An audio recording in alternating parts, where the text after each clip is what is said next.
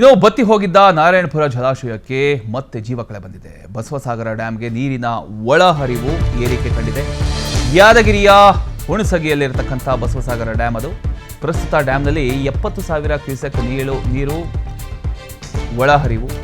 ಕೃಷ್ಣಾ ನದಿಗೆ 30,000 ಕ್ಯೂಸೆಕ್ ನೀರು ಬಿಡುಗಡೆಯಾಗಿರ್ತಕ್ಕಂಥದ್ದು. ಡ್ಯಾಮ್ನಲ್ಲಿ ನೀರು ಹೆಚ್ಚಳದಿಂದ ರೈತರ ಮೊಗದಲ್ಲಿ ಒಂದಿಷ್ಟು ಮಂದಹಾಸ ಕಾಣಿಸಿದೆ. KBJNL ಅಧಿಕಾರಿಗಳು ಕಾಲುವೆಗಳಿಗೆ ನೀರು ಬಿಡ್ತಕ್ಕಂಥ ಸಾಧ್ಯತೆ ಕೂಡ ಇದೆ. ಅದರ ಒಂದು ದೃಶ್ಯವನ್ನು ನೀವು ಗಮನಿಸ್ತಾ ಇದ್ದೀರಿ. ಈ ರೀತಿಯ ಒಂದು ನೀರನ್ನು ನೋಡೋದೇ ಒಂಥರ ಅಂದ ಚಂದ. ಇದು ನಾರಾಯಣಪುರ ಜಲಾಶಯ, ಯಾದಗಿರಿ. ಇಷ್ಟು ದಿನಗಳ ಕಾಲ ಮಳೆ ಇಲ್ಲದೆ ಜನ ಎಲ್ಲ ಒಂದು ಕಡೆ ಆತಂಕದಲ್ಲಿ ಇದ್ದರು. ಮಳೆ ಬರುತ್ತಾ ಬರಲ್ವಾ ಅನ್ನುವಂಥ ಭಯದಲ್ಲಿದ್ದರು.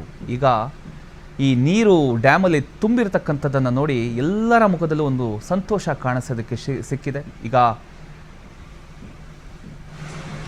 ಖುಷಿ ಪಡ್ತಾ ಇದ್ದಾರೆ.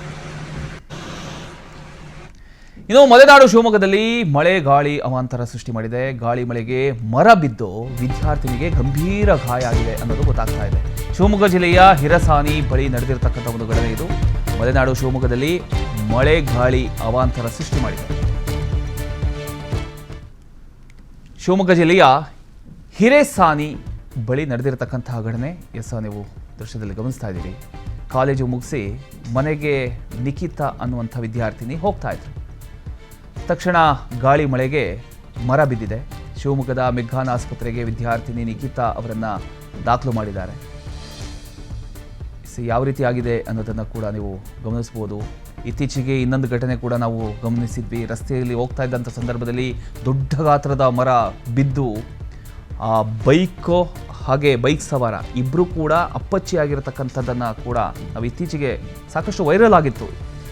ಈ ಮರಗಳನ್ನು ಸ್ವಲ್ಪ ಸೂಕ್ಷ್ಮವಾಗಿ ಅದಕ್ಕೆ ಸಂಬಂಧಪಟ್ಟ ಅಧಿಕಾರಿಗಳು ಗಮನಿಸಬೇಕಾಗತ್ತೆ.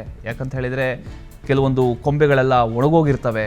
ಯಾವಾಗ ಬೀಳುತ್ತೆ ಗೊತ್ತಿರಲ್ಲ, ಯಾವಾಗ ಮಳೆ ಜಾಸ್ತಿ ಆಗುತ್ತೆ ಗೊತ್ತಾಗಲ್ಲ, ಯಾವಾಗ ಗಾಳಿ ಜಾಸ್ತಿ ಆಗುತ್ತೆ ಗೊತ್ತಾಗಲ್ಲ. ನೋಡಿ, ಇಂಥ ಒಂದು ಅನಾಹುತ